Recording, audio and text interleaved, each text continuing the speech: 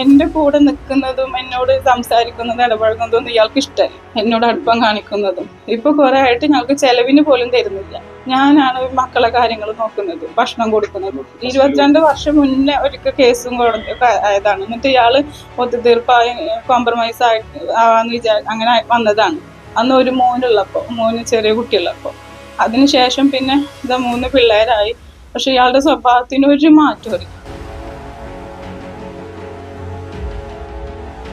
നമസ്കാരം, CNTV ന്യൂസിലേക്ക് സ്വാഗതം.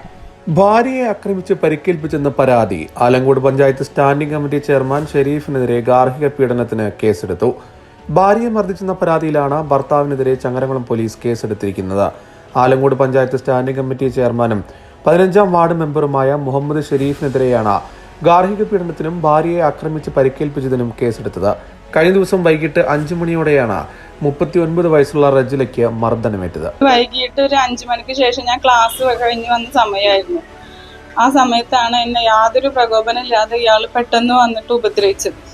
എൻ്റെ പോക്കറ്റിൽ നിന്ന് ആരാ കാശ് എടുത്തതെന്ന് ചോദിച്ചിട്ട് ആദ്യം മോനോട് ചോദിച്ച്, മോൻ പറഞ്ഞു ഞാൻ എടുത്തിട്ടില്ല. പിന്നെ എൻ്റെ അടുത്തായി.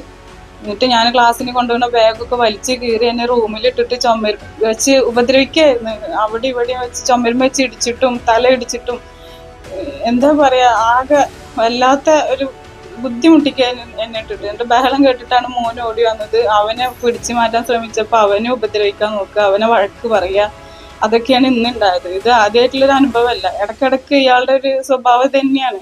പല രീതിയിൽ എന്നിട്ട് ബുദ്ധിമുട്ടിക്കാൻ, മാനസികമായിട്ടും ശാരീരികമായിട്ടും. ഇന്നലെ റൂമിൽ കിടക്കുമ്പോൾ ഫാൻ അടക്കം വയറ് കംപ്ലൈൻ്റ് ആക്കിയിടുക, ഫാൻ ഉപയോഗം അല്ലാതാക്കുക, ഫ്രിഡ്ജിൻ്റെ വയറ് മുറിച്ചിടുക, വാഷിംഗ് മെഷീൻ ഉപയോഗശൂന്യം അല്ലാതാക്കുക.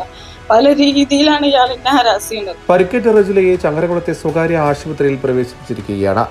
നിരന്തരം ആക്രമിക്കുകയാണെന്ന് കാണിച്ച് റജില നൽകിയ പരാതിയിലാണ് ജാമ്യമില്ലാത്ത വകുപ്പ് പ്രകാരം മുഹമ്മദ് ഷെരീഫിനെതിരെ ചങ്ങരകുളം പോലീസ് കേസെടുത്തത്. കുറേ കാലമായി ഇവനുള്ള ഉപദ്രവിക്കാൻ തുടങ്ങിയിട്ട് ഒരുവിധമുള്ള ആൾക്കാരൊക്കെ ഇതിന് മധ്യസ്ഥം വെക്കാനും ഇതിന് പ്രശ്നങ്ങൾ ഒത്തുതീർപ്പാനൊക്കെ വന്നിട്ടുണ്ടെന്ന് എല്ലാവരും ഇവന്റെ വാശി കാരണം പിന്മാറിപ്പോവാണ്. അപ്പോൾ ഞങ്ങളിന്ന് കരുതുന്ന അവന് ചെലവിന് കൊടുക്കുന്നില്ല.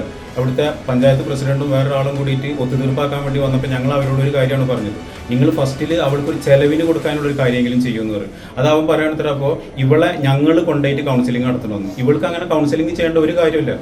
കൗൺസിലിംഗ് ശരിക്കും നടത്തേണ്ടത് ഈ ഷെരീഫ് എന്ന് പറഞ്ഞ ഇവളുടെ ഭർത്താവിനാണ്. പിന്നെ ഞങ്ങൾ ഇതിന് ഏത് രീതിയിലും ഞങ്ങൾ തയ്യാറായിരുന്നു. ഇവർ ചെയ്യണം. ഞങ്ങൾ പറഞ്ഞു, നിങ്ങൾ രണ്ടുപേരും കൂടിയിട്ട് ഒരുമിച്ച് ജീവിക്കണം എന്നുണ്ടെങ്കിൽ നിങ്ങൾ പോയിട്ട് ഒരുമിച്ച് കൗൺസിലിംഗ് ചെയ്യും.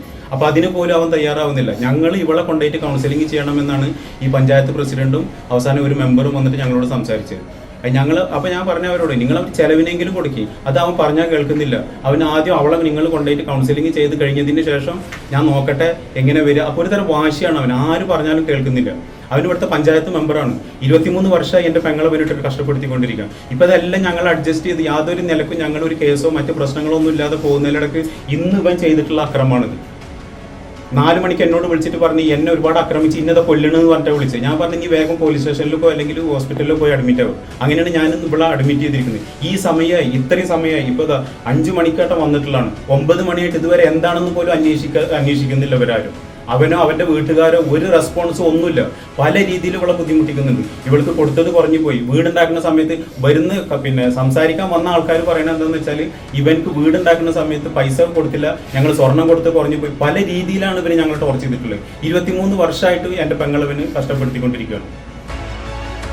കൂടുതൽ വാർത്തകൾക്കും ദൃശ്യങ്ങൾക്കും CNTVയുടെ ഫേസ്ബുക്ക്, യൂട്യൂബ്, ഇൻസ്റ്റഗ്രാം പേജുകൾ ഫോളോ ചെയ്യുക.